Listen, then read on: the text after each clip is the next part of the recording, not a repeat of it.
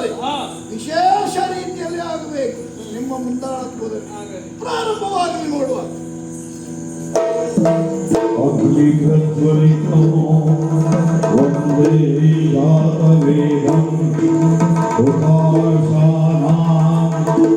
अग्नि प्रतिष्ठयामि अग्नि प्रतिष्ठयामि इंद्राय स्वाहा अग्नियाय स्वाहा यमाय स्वाहा निरुद्याय स्वाहा वायव्याय स्वाहा वरुणाय स्वाहा कुबेराय स्वाहा ईशा ನಿಲ್ಲಿಸಿ ಆದಿಕ್ಕೆ ಗೊತ್ತಿಲ್ಲ.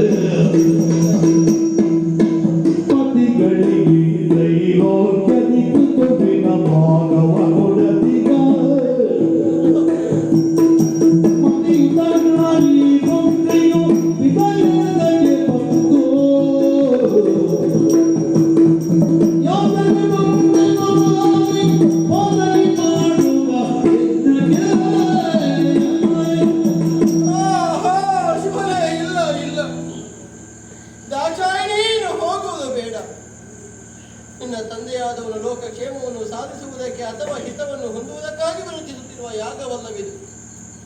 ಇದು ಪುಣ್ಯ ಕೃತ್ಯವಲ್ಲ, ಇದು ದುಷ್ಟ ಕೃತು. ಹೌದು, ಬಂದು ಸೇರಿದ ಕಾಲಕ್ಕೆ ನಾನು ಎಲ್ಲವನ್ನು ಅರ್ಥವಿಸಿಕೊಂಡೆ, ಅರ್ಥ ಮಾಡಿಕೊಂಡೆ. ಈಶಾನ್ಯ ಭಾಗ ನಾಸ್ತಿ, ಇದು ನಿರೀಶ್ವರ ಯಾಗ. ಯಾಗದಲ್ಲಿ ಬಂದು ಸೇರಿದ ಸಾಮಾನ್ಯರಾದ ದೇವತೆಗಳಿಗೆ ಹವಿರ್ಭಾಗವಿದೆ. ಲೋಕದೇವನಾದ ಅಭಯ ಪ್ರದನಾಗಿ ಕಾಣಿಸಿಕೊಂಡಂತಹ ಎನ್ನರಸನಿಗೆ ಆವಿರ್ಭಾಗವಿಲ್ಲ. ಇದು ಶಿವನನ್ನು ಅಪಮಾನಿಸುವುದಕ್ಕೆ ಬೇಕಾಗಿ, ಕಡೆಗಣಿಸುವುದಕ್ಕೆ ಬೇಕಾಗಿ, ನಿರ್ಲಕ್ಷಿಸುವ ಸಲುವಾಗಿ ಹೆಣ್ಣಯ್ಯ ದುಷ್ಟವಾದ ಸಂಕಲ್ಪದಿಂದಲೇ ಕೈಗೊಂಡಿರುವ ಕ್ರತುವನ್ನುವುದರಲ್ಲಿ ಯಾವ ಸಂದೇಹವೂ ಇಲ್ಲ. ಇಂತಹ ಕೆಟ್ಟ ಯೋಚನೆ ನನ್ನ ತಂದೆಯನ್ನು ಆವರಿಸಿದೆ ಎಂದಾದರೆ ಇವನು ಕೇವಲ ಬ್ರಹ್ಮಸೂನುವಲ್ಲ, ಇವನು ದಕ್ಷ ಪ್ರಜಾಧೀಶ್ವರನಲ್ಲ, ಇವನೊಬ್ಬ ಪರಮ ಪಾತಕಿ. ಏತಕ್ಕೆ ಬಂದೆನು ನಾನೀ ಪಾತಕಿ ಮಾಡುವ ಯಾಗಕ್ಕೆ. ಅಯ್ಯೋ ಶಿವರೇ, ಹೊರಟು ನಿಲ್ಲುವ ಕಾಲಕ್ಕೆ ನಾವು ಹೇಳಿದ್ರಲ್ಲ,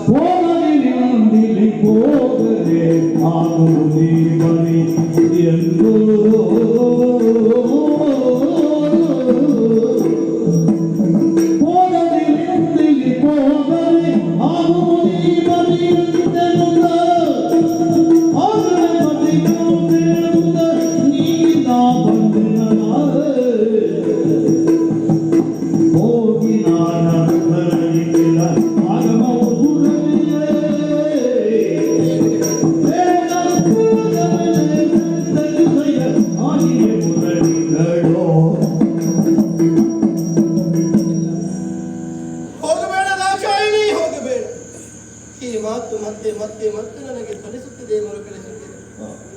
ಇನ್ನು ಯಾವ ಮುಖಭಕ್ಕು ಕೈಲಾಸವನ್ನು ಸೇರದೆ ಹೇಗಿದ್ದಾರೆ ನಿನ್ನ ಬಂಧುಗಳು? ಕರೆದು ನಿನ್ನ ಎದಗಾಣಿಸಿಕೊಂಡರೆ, ನಿನ್ನನ್ನು ಪ್ರೀತಿಯಿಂದ ನುಡಿಸಿದರೆ, ನಿನ್ನಲ್ಲಿ ಬಾಂಧವ್ಯವನ್ನು ತೋರಿಸಿದರೆ, ಹೀಗೆ ಕೇಳಿದರೆ ಯಾವ ನಾನಗೇಲಿ ಮತ್ತೆ ಈ ದೇಹವನ್ನು ಹೊತ್ತು ಕೈಲಾಸವನ್ನು ಸೇರುವಂತಿಲ್ಲ. ನನಗುಳಿದದ್ದು ಒಂದೇ ಆಯ್ಕೆ, ದೇಹ ತ್ಯಾಗ.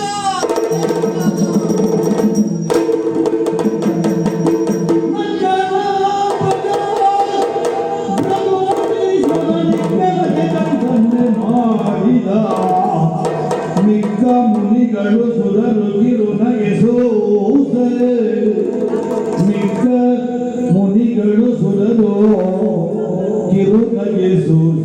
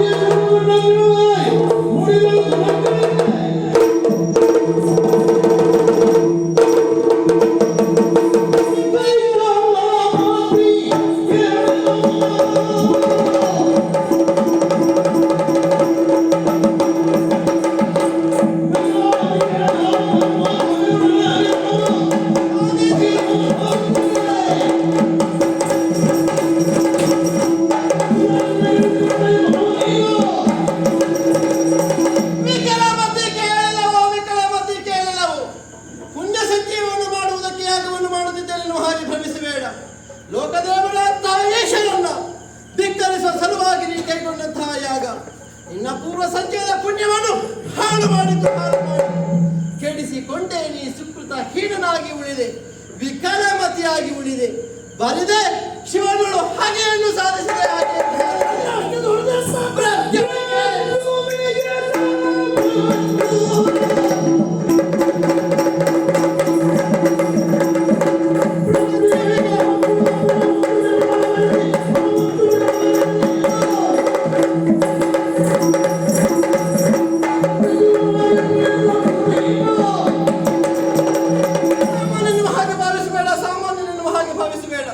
ಅಪವನ ಯೋಗ್ಯತೆಯನ್ನು ತಿಳಿಯುವುದಕ್ಕೆ ಆಧಮನಾದನಿಗೆ ಹೇಗೆ ಮುಡಿಯಿತು. ಒಂದು ಕಾಲದಲ್ಲಿ ಭಕ್ತರಾದಂತಹ ಮಾರ್ಕಾಂಡೇಯನನ್ನು ಬಿಡಿಸುವುದಕ್ಕೆ ಬೇಕಾಗಿ ಕಾಲನನ್ನು ಮೃತ್ಯುವನ್ನು ತಲೆಗೊಳಿಸುವ ಮೂಲಕವಾಗಿ ಕಾಲಾಂತಕ ಮೃತ್ಯುಂಜಯ ಹೀಗೆ ಹೆಗ್ಗಳಿಕೆಗೆ ಪಾತ್ರರಾಗಿದ್ದಾರೆ ಪ್ರಭು ಪರಮೇಶ್ವರ ಸ್ವಾಮಿ.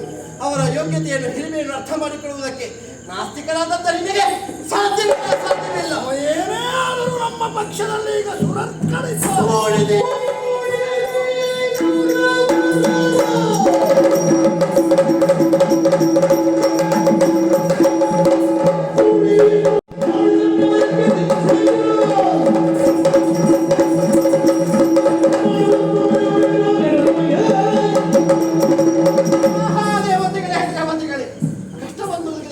ಕೈಲಾಸವನ್ನು ಸೇರಿ ಪ್ರಭು ಪರಮೇಶ್ವರನ ಪದೀಪಗಳಿಗೆ ಫಲೆಯನ್ನು ಬಾಗಿ ಕಣ್ಣೀರಿನ ಮೂಲಕ ಅವರ ಪದೀಪಗಳನ್ನು ತೊಳೆದು ಆಮೇಲೆ ಬದುಕು ಕಟ್ಟಿಕೊಂಡಂತಹ ದೈವ ದ್ರೋಹಿಗಳು ಈ ಕಾಲಕ್ಕಾದಾಗ ದಾಕ್ಷಾಯಿಣ್ಯ ಅಪಮಾನ ನಿಮಗೆ ಸಹ್ಯವಾಯಿತು. ಕುಜೋದ್ಯದ ನಗು ಇದು ನನಗಾದ ಅಪಮಾನವೇ ಸರಿ. ಯಾರೆಲ್ಲ ಬಂತಿರಿದು ನಗೆ ಮಾಡಿದ್ದೀರು, ಯಾರೆಲ್ಲ ಕೈತಟ್ಟಿ ನಗೆ ಮಾಡಿದ್ದೀರು, ಯಾರೆಲ್ಲ ಈ ಅಪಮಾನವನ್ನು ಕಲ್ಪಿಸಿಕೊಂಡಿದ್ದಾರೆ ಅವರಾರನ್ನು ಪ್ರಭು ಪರಮೇಶ್ವರ ಸ್ವಾಮಿ ಕ್ಷಮಿಸುವುದಕ್ಕಿಲ್ಲ. ಕಣ್ಣು ಕಿತ್ತು ಆ ಬಳಿಕ ಹಲ್ಲುಗಳನ್ನು ಮುರಿದು ಮಕರಗಳನ್ನು ಸೇರಿದ ದೇವತೆಗಳ ಸಹಿತ ಋಷಿ ಮುನಿಗಳನ್ನು ಬ್ರಾಹ್ಮಣರನ್ನು ಪ್ರಭು ಪರಮೇಶ್ವರ ಸ್ವಾಮಿ ಶಿಕ್ಷಿಸಿದ್ದಾರೆ. ನೀನು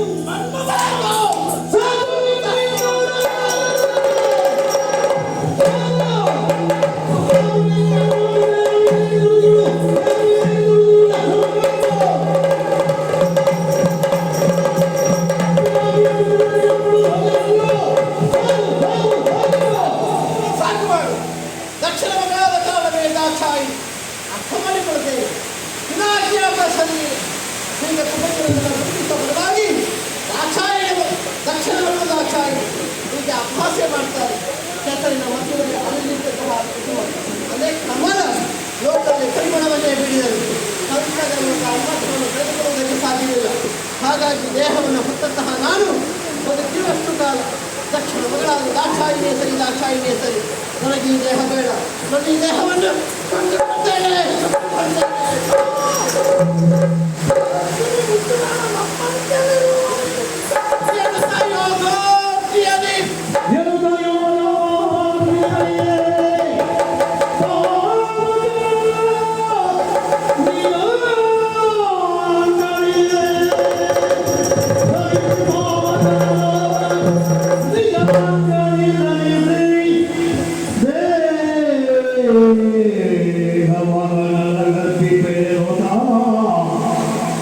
Nigangadhi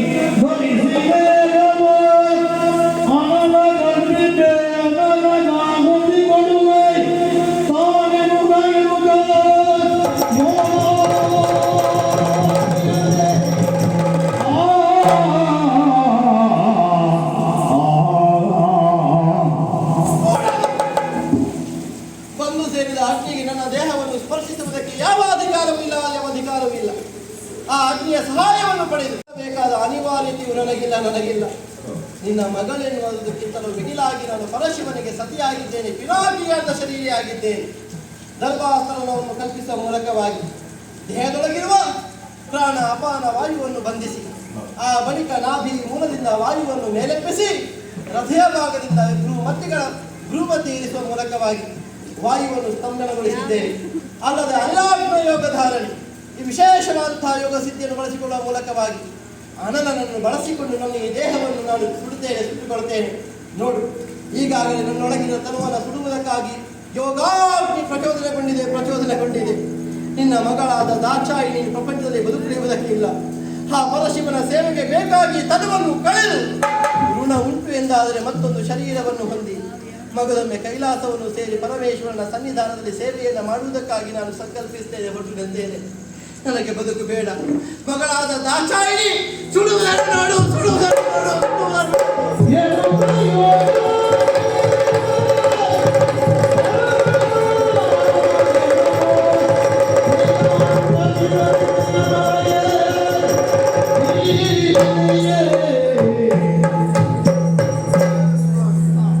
ಒಳ್ಳೆಯ ರೀತಿಯಲ್ಲಿ ಯಾಗ ನಡೀತಾ ಉಂಟು. ಹೀಗಾಗಿ ಹೋಯಿತಲ್ಲ, ಹೀಗಾಗಬಹುದೇ, ಮಲಿನವಾಯಿತಲ್ಲ. ಅದಕ್ಕಾಗಿ ಚಿಂತೆ ಮಾಡುವಂತ ಅಗತ್ಯ ಇಲ್ಲ. ಇನ್ನು ಈ ಜಾಗವನ್ನು ವೃದ್ಧಿ ಮಾಡಿ ನಂತರ ಯಾಗ ಮಾಡುವ. ಹೌದಾ?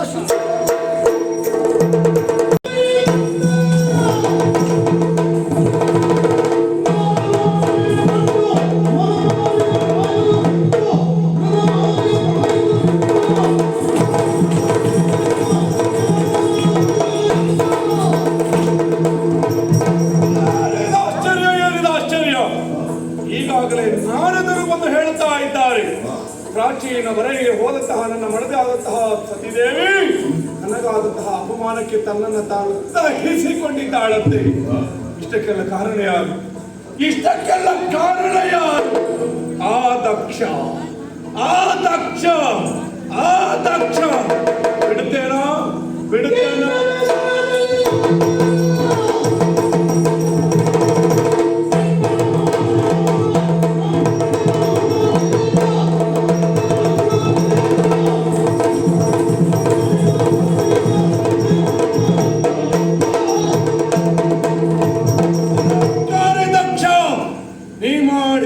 ತಪ್ಪಿಗೆ ಸರಿಯಾಗಿ ನೀ ಶಿಕ್ಷೆಯನ್ನು ಅನುಭವಿಸಲೇಬೇಕು. ಕೆಂಡವೇ ಆಗಲಿ ಲೋಕ, ಬ್ರಹ್ಮಾಂಡೀಯ ಉತ್ಪತ್ತಿ, ವಿಧ್ವಂಸಕಾರಿ ಶಕ್ತಿಯ ಉತ್ಪತ್ತಿ.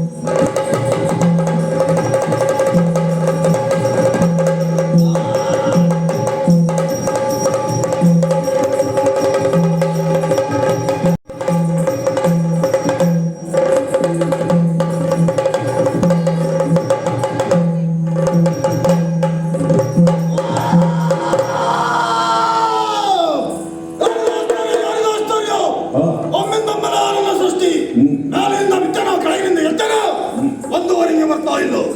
ಯಾಕೆ ಹೀಗೆ ಒರಿ ಒರಿ ಒರಿ ಒರಿ ಕಾಲ ಅತ್ತ ಇತ್ತ ಸುತ್ತಮುತ್ತ ಗಮನಿಸ್ತಾ ಇದ್ದೇನೆ. ಬಿಟ್ಟ ಕಣ್ಣು ಬಿಟ್ಟ ಹಾಗೆ ಎಲ್ಲರೂ ನನ್ನ ನೋಡ್ತಾ ಇದ್ದಾರೆ, ಭಯಭೀತಗೊಂಡಿದ್ದಾರೆ. ಸುತ್ತ ನೋಡಿದ್ರು ಬಿಳಿಯ ಬೆಟ್ಟಗಳ ಸಾಲು ಕಾಣಿಸ್ತಾ ಇದೆ. ಯಾರು, ಯಾಕೆ, ಹೇಗೆ,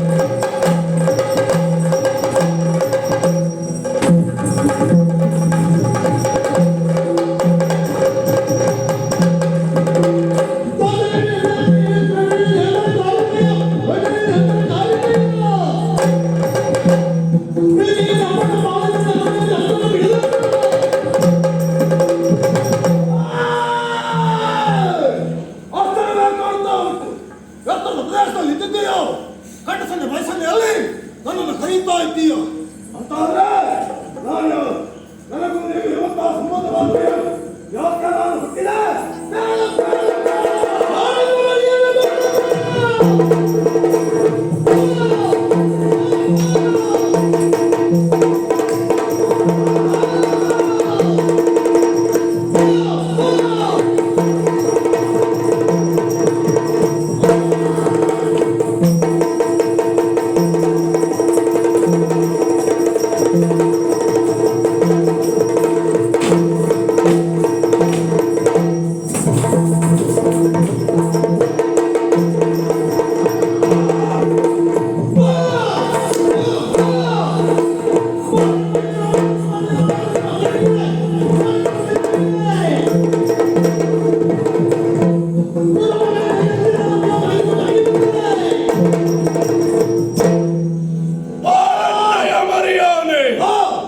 ವಿಧ್ವಂಸಕಾರಿ ಶಕ್ತಿ ಈಗಾಗಲೇ ನಿನ್ನ ಹುಟ್ಟಿಗೆ ಕಾರಣೀಕರ್ತ ನಾನು.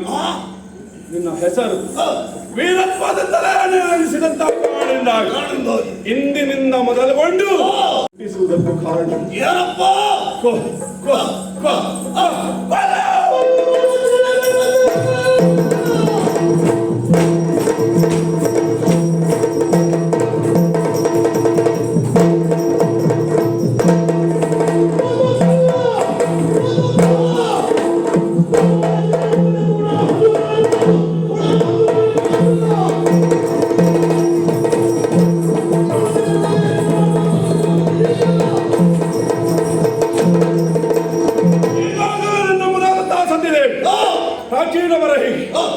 ನಪ್ಪ ದಕ್ಷ ಮಾಡುವಂತಹ ಯಜ್ಞಕ್ಕೆ ಹೋಗಿ ಆದಂತಹ ಅಪಮಾನಕ್ಕೆ ನನ್ನನ್ನು ತಾನು ಧರಿಸಿಕೊಂಡಿದ್ದ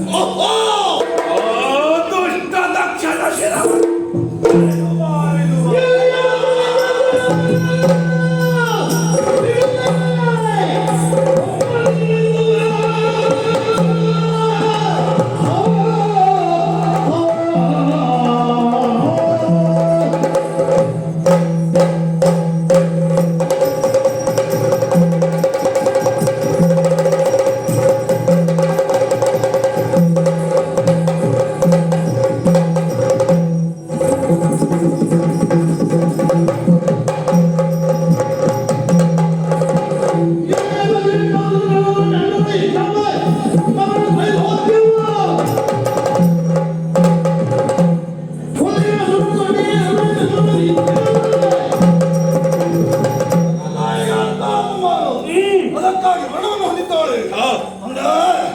ಹೋಗಬೇಕು ಅಲ್ಲಿಗೆ.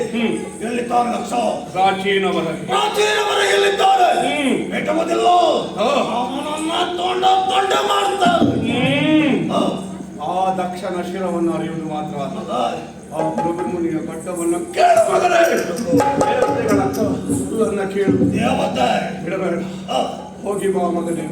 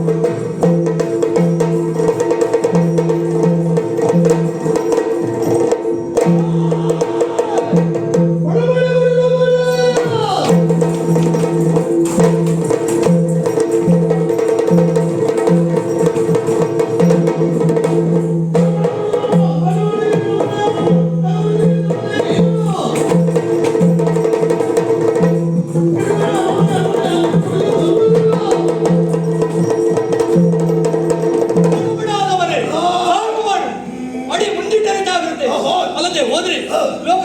ಲೋಕದ ಹಿತಕ್ಕಾಗಿ ಹಾ. ಮಾಡುತ್ತಿರುವಂತ ಯಾಗ ಇದು. ಲೋಕಹಿತ.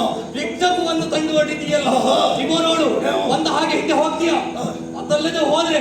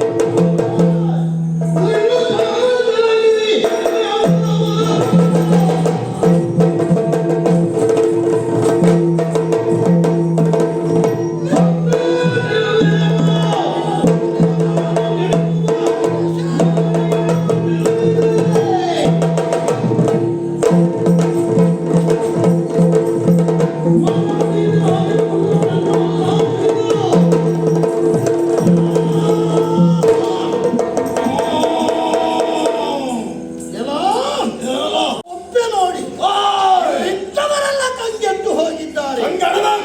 ಏ ಹಂದೆ ನಿಲ್ಲಿಸು ನಿನ್ನ ಆರ್ಭಟವನ್ನ. ಯಾಕೆ ಮಾತು? ಇಲ್ಲಿರುವ ಮುನಿಗಳನ್ನ ಬೆದರಿಸಿ ತಾನಾಗಿ ಮೆರೆಯುತ್ತಿದ್ದಿ. ಇದು ಆದ್ರೆ ನೀನು ಮಾಡುವ ಕಾರ್ಯ ಮಾತ್ರ ಕೆಟ್ಟದ್ದು. ಯಾಕ? ಸತ್ಕಾರ್ಯ ನಡೆಯುತ್ತಿದೆ ಇಲ್ಲಿ, ಓಹೋ. ಯಜ್ಞ. ಆಹಾ. ಈ ಯಜ್ಞವನ್ನ ಭಂಗ ಮಾಡುವುದು ದುಷ್ಟರು.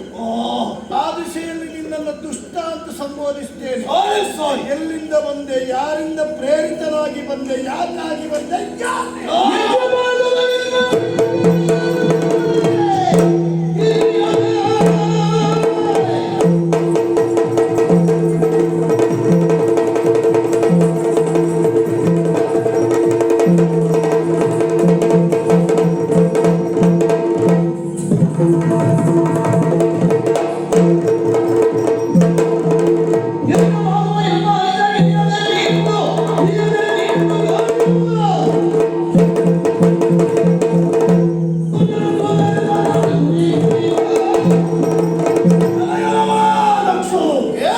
ನನ್ನನ್ನು ಹಂದೆಯನ್ನು ಮಾಡಿ ಕರೀತಾ ಇದ್ದೀಯ.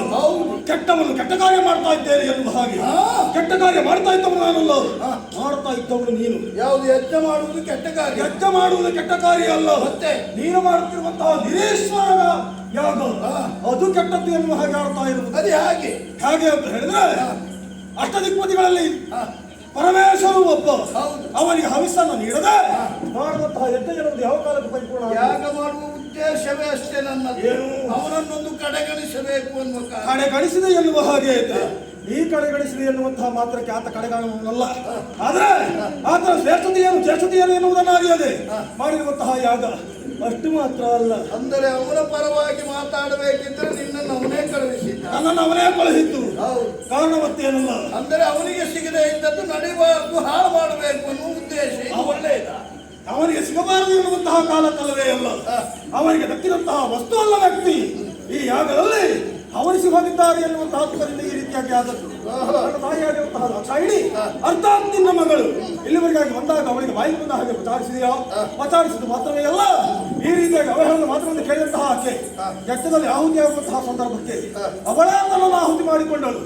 ತನ್ನದಾಗಿರುವಂತಹ ಆತ್ಮಹತ್ಯೆಯನ್ನು ಕಂಡು ತನ್ನ ಮಡದಿ ಆತ್ಮಹತ್ಯೆಯನ್ನು ಕಂಡಂತಹ ತನ್ನ ಒಡೆಯನಾದಂತಹ ಪರಶಿವ ತಲೆಯನ್ನು ನೆಲಕ್ಕೆ ಬಡಿದಾಗ ಜಟೆಯಿಂದ ಉದ್ಭವಿಸಿದಂತಹ ಜಟಾಧಾರಿಯ ಜಟೆಯಿಂದ ಉದ್ಭವಿಸಿದಂತಹ ವೀರಭದ್ರ ಅವಳನ್ನು ಕೊಲೆ ಮಾಡಿದ್ದಲ್ಲ, ಅವಳಾಗಿ ಆತ್ಮಹತ್ಯೆ ಮಾಡಿಕೊಂಡದ್ದಿಲ್ಲಿ. ಆತ್ಮಹತ್ಯೆ ಮಾಡಿ ಆತ್ಮವನ್ನು ದಯಿಸಿಕೊಂಡದ್ದು ನೋಡು. ಅದಕ್ಕೆ ನಮಗೆ ಈಗ ಒಬ್ಬ ಶಿಕ್ಷೆ ಕೊಡುವುದಕ್ಕೆ ಮುಂದಾಗ ಆತ್ಮಹತ್ಯೆ ಮಾಡಿಕೊಳ್ತಾ ಅಲ್ಲ ಮಾನವ ಧರ್ಮ. ನನಗಾಗದೇ ಇದ್ದವರನ್ನ ತಡೆಯುವ ಪ್ರಶ್ನೆಯೇ ಇಲ್ಲ. ಕೊಲೆ ಏನು ಸದ್ಯಕ ಪ್ರಸಂಗಿ ನೀನೆಲ್ಲಿದ್ದವನು? ಅವನ ಬಗ್ಗೆ ನೀನು ಹೇಗಾದಿ? ಅವಳು ಸತ್ತ ಮೇಲೆ ನೀನೆಲ್ಲಿ ಹುಟ್ಟಿದ್ದೆ ನಾನು. ಅವಳು ನನಗೆ ತಾಯಿ ಪಾದಿಯಲ್ಲಿ ಇದ್ದಿದ್ದವಳು, ಅವಳು ನನ್ನ ಅಪ್ಪನಿಗೆ ಹೆಂಡತಿ ಆದ್ಮೇಲೆ ನನಗೂ ತಾಯಿಯೇ ಬೇರೆ ಏನಾಗುವುದಿಲ್ಲ. ಅಪ್ಪನಿಗೆ ಹೆಂಡತಿ ಹೌದು, ನಿನಗೆ ಅಮ್ಮನಾಗಿ ಹೇಳೋದು. ನನಗೆ ಹುಟ್ಟಿಸಿದಂತ ಅಮ್ಮ ಅಲ್ಲ. ಹುಟ್ಟಿದಂತ ಸಂಬಂಧದಲ್ಲಿ ಅಮ್ಮ ಎಂತದ್ದು ಸಂಬಂಧ ನಿನ್ನ ಕರ್ಮ ಏನ? ನನ್ನ ಸಂಬಂಧ ತನ್ನ ಮಗಳನ್ನೇ ಕೊಂದವನು ಪಾಪಿ ದುಷ್ಟ ಅಯೋಗ್ಯ. ಯಾರು? ಹುಟ್ಟಿಕೊಂಡೆ ಚಟೆಯನ್ನು ಬಡಿದಂತಹ ಸಂದರ್ಭಕ್ಕೆ ನಾನು ಹುಟ್ಟಿಕೊಂಡೆ. ಜಟೆಯಲ್ಲಿ ಹುಟ್ಟುವುದೆಲ್ಲ ಕೊಳಕೆ. ನೀನು ಹುಟ್ಟಿದ್ದೆ ಹೇಗೆ? ಯಾರು? ನೀನು ದಕ್ಷ ಬ್ರಹ್ಮನ. ಹಾ. ದಕ್ಷ ಬ್ರಹ್ಮನ. ದಕ್ಷ ಬ್ರಹ್ಮ ನೀನು ಬ್ರಹ್ಮನಿಂದ ಹುಟ್ಟಿದವ. ಬ್ರಹ್ಮನಿಂದ ಹೇಗೆ ಹುಟ್ಟಿದೆ ನೀನು? ಹೆಬ್ಬೆರಳಲ್ಲಿ ಹುಟ್ಟಿದವ. ಹೆಬ್ಬೆರಳಲ್ಲಿ ಹುಟ್ಟಿದವರೆಲ್ಲ ದೊಡ್ಡವರು. ಹೌದು. ಹೆಬ್ಬೆರಳಲ್ಲಿ ಹುಟ್ಟಿದವರೆಲ್ಲ ದೊಡ್ಡವರು ಎನ್ನುವ ಹಾಕಬೇಕಿದ್ರೆ ಚಟೆಯಲ್ಲಿ ಸಾಮಾನ್ಯರನ್ನ ಸಂಕಲ್ಪಿಸಿ ಸೃಷ್ಟಿ ಮಾಡ್ತಾನೆ. ಅವನ ದೇಹದ ಒಂದು ಅಂಗದಿಂದ ನನ್ನನ್ನು ಸೃಷ್ಟಿ ಮಾಡಿ, ಅವನ ದೇಹದ ಒಂದು ಅಂಗದಿಂದ ಸೃಷ್ಟಿ ಮಾಡಿದ್ರು ಕೂಡ ನನ್ನ ಒಡೆಯಲು ಮತ್ತೆ ನಾನು ದೊಡ್ಡವ ಹೇಗೆ, ನೀನು ಹೇಗೆ ಹುಟ್ಟಿದೆ ಅಂತ ನನ್ನನ್ನು ಪ್ರಶ್ನೆ ಮಾಡಬೇಡ. ಯಾಕೆ? ನೀನು ಹುಟ್ಟದ್ದು ಕೊಳಕಿನ ನೀನು. ಯಾವ್ದು ಕೊಳಕು? ಚಟೆಯನ್ನು ಜಟೆಯಲ್ಲಿ ಕೊಳಕೆ. ಹೊಟ್ಟೆಯಲ್ಲಿ ಕೊಳ ಹುಟ್ಟುವುದು. ಕೊಳಕ್ಕೆ ಯಾರು ಒಳ್ಳೆಯದು ಯಾರು ತೋರಿಸ್ಕೊಡ್ತಾರೆ. ನೀನು ಇಂಥದ್ದು ಮಾಡುವುದು ತಪ್ಪಲ್ಲ. ಯಾಕೆ? ದುರ್ಬೀಜ ನೀನು. ಯಾರು? ಬೇಡದೆ ಇಂಥದ್ದನ್ನೇ ಮಾಡ. ಯಾರ್ದಿದ್ದಲ್ಲ, ನಿನ್ನ ದುರ್ಬೀಜ ತೆಗೆಲಿಕ್ಕೆ ಬಂದ ಮಾಡಿ.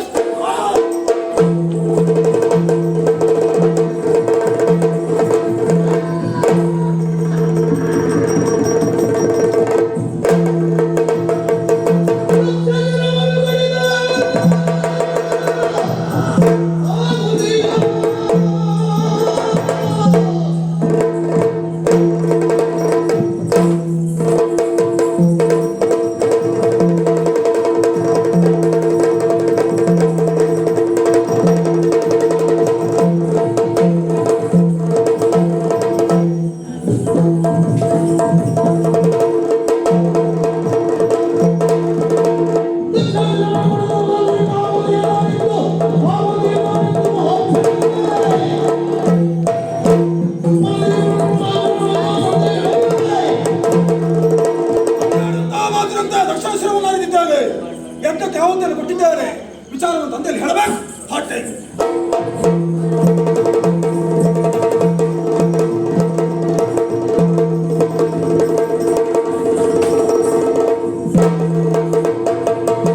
ಆಗಲೇ ಹರಣ ಕಮಲಗಳು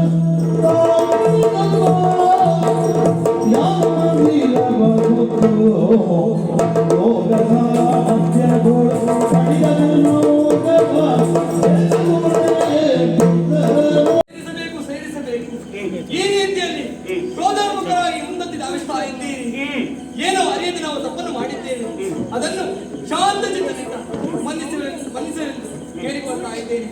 ಅಲ್ಲದೆ ಹೋದ್ರೆ ಇದೇ ರೀತಿ ಮುಂದುವರಿದ ಹೋದಂತಾದರೆ ಲೋಕವೇ ಪ್ರಳಯವಾಗಿ ಹೋಗ್ತದೆ. ಹಾಗಾಗಿ ತಪ್ಪನ್ನು ಮನ್ನಿಸಿ ಕ್ಷಮಿಸಬೇಕು. ದೇವೇಶ ಪರಿಪರಿಯಾಗಿ ಬೇಡಿಕೊಳ್ಳುವುದಕ್ಕೆ ಮುಂದಾಗುತ್ತಾ ಇದ್ದೀವಿ. ಪ್ರಳಯ ಕಾಲದ ರುದ್ರನಂತೆ ನಾವು ಮುಂದುವರೆದಂತೆ ಹೋಗುವಂತಾದ್ರೆ ಪ್ರಪಂಚವೇ ಭಸ್ಮ ಆಗಿ ಹೋಗುತ್ತದೆ. ನಾಶವಾಗಿ ಹೋಗ್ತದೆ. ಯಜ್ಞ ನಾರಾಯಣನೇ ಬಂದು ಬೇಡಿಕೊಳ್ತಾ ಇದ್ದಾರೆ.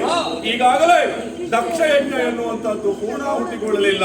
ಯಾಕೆ ಕೇಳಿದ್ರೆ ದಕ್ಷನ ಶಿರ ಎನ್ನುವಂತದ್ದು ಅರಿದಿದೆ. ಈಗಾಗಲೇ ಅಹಂಕಾರಿಯಾದಂತಹ ದಕ್ಷನ ಶಿರ ಅರಿದಿದೆ ಅಂತಾದ್ರೆ ಸುಜ್ಞಾನದಿಂದಲೇ ಮತ್ತೆ ನೆರವೇರಬೇಕು. ಆ ಉದ್ದೇಶದಿಂದ ಆಡಿನ ಕಂಠವನ್ನು ಕತ್ತರಿಸಿ ಆ ಕುತ್ತಿಗೆಯನ್ನು ತಂದು ಪೋಣಿಸಿದ್ದೇವೆ ತಲೆಯನ್ನು. ಈಗಾಗಲೇ ದಕ್ಷ ಯಜ್ಞ ಎನ್ನುವಂತದ್ದು ಪೂರ್ಣಾಹುತಿಗೊಂಡಿದೆ. ಆಗಬೇಕಾದಂತಹ ಕಾರ್ಯಗಳು ನೆರವೇರುತ್ತಾ ಉಂಟು. ಯಜ್ಞ ನಾರಾಯಣ ಬೇಡಿಕೊಳ್ತಾ ಇದ್ದಾನೆ, ನಾನು ತಪಸ್ಸಿನಲ್ಲಿ ನಿರತನಾಗಬೇಕು ಎಂಬುದಾಗಿ. ಆ ಉದ್ದೇಶದಿಂದ ಲೋಕ ಕಲ್ಯಾಣ ಕಾರ್ಯಾರ್ಥವಾಗಿ ತಪಸ್ಸಿನಲ್ಲಿ ನಿರತನಾಗಿ ಲೋಕಕ್ಕೆ ಒಳ್ಳೆಯದನ್ನೇ ಮಾಡುತ್ತೇನೆ. ಜೊತೆಗೆ ಇಲ್ಲಿಯವರೆಗೆ ಈ ದಕ್ಷ ಯಜ್ಞ ಎನ್ನುವಂತಹ ಪ್ರಸಂಗವನ್ನ ಯಾರು ಆಡಿಸಿದ್ದಾರೋ, ಯಾರು ನೋಡಿದ್ದಾರೋ, ಯಾರು ಇಲ್ಲಿಯವರೆಗೆ ಆಗಿ ಸಹಕರಿಸಿದ್ದಾರೋ ಅವರೆಲ್ಲರ ಪಾಲಿಗೆ ಮಹಾಗಣಪತಿಯು ಸ್ಥಳದ ಅಧಿದೇವನಾದಂತಹ ಪರಮೇಶ್ವರನು ಸುಖ ಸಂಪತ್ತು ನೆಮ್ಮದಿ ಶಾಂತಿ ಆರೋಗ್ಯವನ್ನು ಕೊಟ್ಟು ಕಾಪಾಡಲಿ ಎಂಬುದಾಗಿ ಬೇಡಿಕೊಳ್ಳುತ್ತಾ ಕತ್ತಿಗೆ ಮಂಗಳವನ್ನು ಮಾಡುತ್ತಾರೆ.